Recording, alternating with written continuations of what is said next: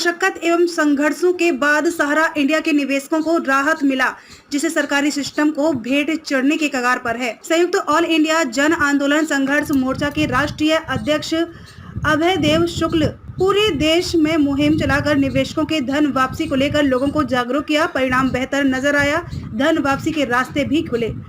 अभय देव शुक्ल ने निवेशकों को किया आगाह, कहा कि सहारा के जमाकर्ताओं का पैसा सेबी के खाते में सुप्रीम कोर्ट के आदेश से जारी हुआ है, इसलिए सुप्रीम कोर्ट मॉनिटरिंग कर रही है। उन्होंने कहा कि निवेशकों के साथ बहुत बड़ा गेम हुआ है। सुब्रत राय इस पोर्टल के माध्यम से हस्ताक्षर युक्त वो सभी दस्तावेज अपने पास वापस मंगवा ले रहे हैं, जिसे लेकर आप अपने भुगतान का दावा प्रस्तुत कर रहे हैं, जिससे वो आसानी से सभी हस्ताक्षर युक्त प्रपत्र सुप्रीम कोर्ट में प्रस्तुत कर अपनी सभी आरोपों से बरी हो जाए और कह दे कि हमने सभी लोगों का भुगतान कर दिया या करना शुरू कर दिया। उन्होंने कहा कि संयुक्त ऑल इंडिया जन आंदोलन संघर्ष न्याय मोर्चा आपको आगाह करता है कि तमाम साक्ष्य और आशंकाओं के बीच सुब्रत राय को क्लीन चिट मिलते ही आप सभी निवेशकों के पैसे फंस सकते हैं। इसलिए गंभीरता को समझते हुए पोर्टल पर अपने दावे प्रस्तुत करें, अन्यथा माया मिली न राम वाली कहावत चरितार्थ हो जाएगी और आप कानूनी उलझनों में फंसने के कारण अपने भुगतान से वंचित हो जाएंगे। आइए देखते हैं गोरखपुर से गुरमीत सिंह की रिपोर्ट। राजकुमार जी, आपका पैसा सहारा प्रबंधन तंत्र में फंसा है। पोर्टल लॉन्च हुआ है, पोर्टल के बारे में आपकी क्या प्रतिक्रिया है? और आगे यह जो पोर्टल लॉन्च हुआ है, इस पोर्टल से हम लोग बिल्कुल खुश नहीं हैं, क्योंकि इसमें जो है भारत सरकार हमको ओनली 10,000 रुपये देना चाह रही है, जबकि हमारा पैसा बहुत ज़्यादा जमा है। और तमाम आपके जानने वाले भी सहारा समूह में पैसा लगाए हैं। तमाम ऐसे लोग हैं जिनका पैसा 1 लाख से लेके 10 लाख तक है। कोई छोटे गरीब निवेशक हैं जिनका 10,000 से लेके 50,000 तक हो गया है। सरकार कह रही है कि आपको 10,000 रुपये देंगे। क्या आपके जानकारी में कोई ऐसा निवेशक भी है जो सिर्फ 10,000 रुपया उसकी देयता राशि हो? हमारी जानकारी में ऐसा कोई नहीं है जिसकी 10,000 हो। प्रत्येक व्यक्ति का हम जानते हैं कि लाख, 2 लाख, 4 लाख, 5 लाख, 20,000 से ऊपर ही है। तो अभी बड़े जोर शोर से देश के गृह मंत्री और सहकारिता मंत्री ने पोर्टल लॉन्च करी है। उसने देश भर के लोगों में ये हल्ला कर दिया है कि सहारा के पीड़ित निवेशकों का पैसा हम बांट रहे हैं, और इसको जोर शोर से प्रचार करके, क्या आपको लगता नहीं है चुनावी एजेंडा है? यह पूर्णतः चुनावी एजेंडा है। यह सरकार जो है हम लोग को गुमराह कर रही है, एक थोड़ा लालीपाप की तरह दिखा करके कि हम भुगतान दे दिए, आप हमको वोट दीजिए। आप अपना पूरा परिचय बताएं। हाँ सर, हमारा नाम जयप्रकाश है।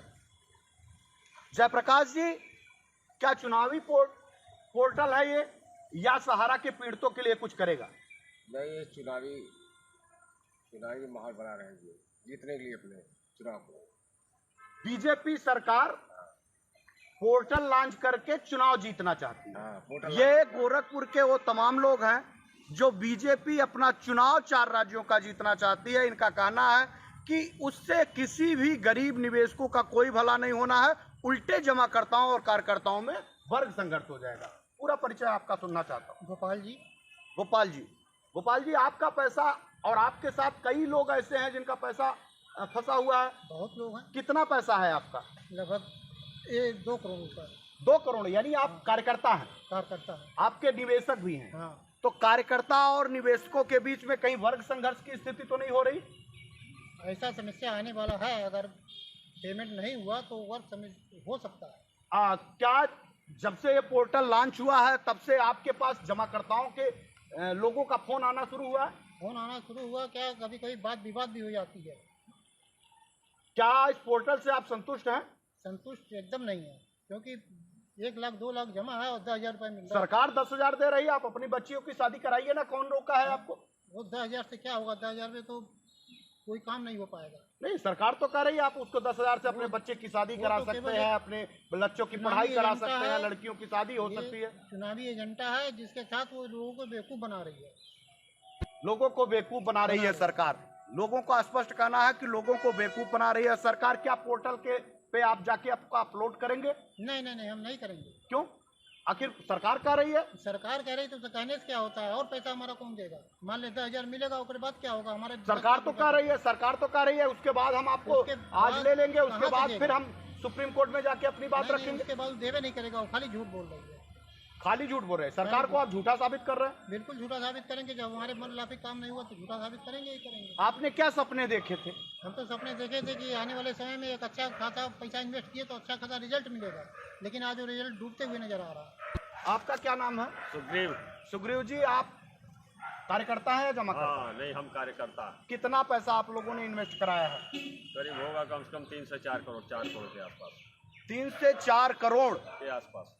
आपके जमाकर्ता आपसे बात नहीं करते? करते हैं सर, बहुत प्रताड़ित करते हैं, अभद्र भाषाएं बोल देते हैं। तो सरकार तो अब आपने को लिए खुशखबरी लेके आई है कि 10,000 करोड़ रुपए, 5,000 करोड़ रुपए आपको जारी कर दिया। 10,000 टोकन मनी के रूप में आपको आपके कार्यकर्ता जमाकर्ताओं के घर पहुंच जाएगा। जिन जमाकर्ताओं का मैंने 1 लाख रुपया लिया था और उसको जमा किया था 4 पार्टों में, 5 पार्टों में। अब उस व्यक्ति को अगर 10,000 मिलेगा तो वह व्यक्ति हमारे ऊपर क्या करेगा?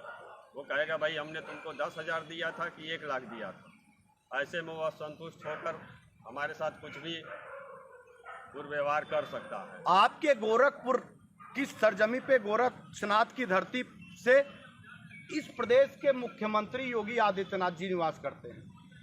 क्या उनका ध्यान गोरखपुर के पीड़ित जमाकर्ताओं और कार्यकर्ताओं की तरफ नहीं जाता? बिल्कुल नहीं, उनका ध्यान बिल्कुल नहीं जाता है। अगर गया होता तो शायद ये मामला पहले, काफी दिनों पहले ही हल हो गया होता। गोरखपुर की ये धरती है, इस गोरखपुर की धरती से गोरक्षनाथ की धरती पे इस गोरखनाथ के मठाधीश, उत्तराधिकारी और इस उत्तर प्रदेश के मुख्यमंत्री योगी आदित्यनाथ जी भी रहते हैं।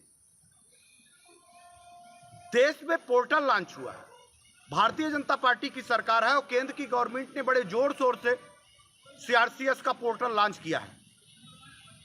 10,000 रुपए उन लोगों को मिलने वाले हैं जिन्होंने अपनी गाड़ी कमाई को एक निश्चित समय पे, कि देश में वो पैसा हम सहारा समूह को लगा रहे हैं, इन एजेंटों के माध्यम से तमाम जमाकर्ताओं ने लगाया था कि आज जब ये पैसा मिलेगा तो हमारे सपने साकार होंगे, हमारी बच्चियों की शादी होगी। तमाम ऐसी बच्चियां हैं जिनकी बच्चियों की उम्र 35 से 40 साल हो गई या उनकी शादियां नहीं हो पाई हैं। लोग कार्यकर्ताओं के घरों की तरफ बात विवाद करने लगते हैं, और करे भी क्यों ना, आखिर उनका गाड़ी कमाई का पैसा इन्हीं एजेंटों के द्वारा लगाया गया था। आज कोई आधार नहीं है, वो सीधे सरकार के पास जा नहीं पाते, सुब्रत राय उनकी बात सुनता नहीं, अधिकारी अपने एसी में मस्त रहते हैं और तमाम जिम्मेदार जनप्रतिनिधि इनकी बात सुनने के लिए तैयार नहीं है। ऐसे परिस्थिति में जो जमा करता है वो बेहाल है, अपने पैसे के लिए दर दर की ठोकरें खा रहा है, और बदले में 10,000 का मखौल बना के भारत की सरकार चुनावी एजेंडा सेट करने के लिए देश के गरीब निवेशकों के साथ भद्दा मजाक कर रही है। इस देश में जो सरकारें बनती हैं वो गरीब निवेशकों की पीड़ा को और गरीब लोगों को, पीड़ित, शोषित, वंचित लोगों को न्याय देने के लिए बनती है।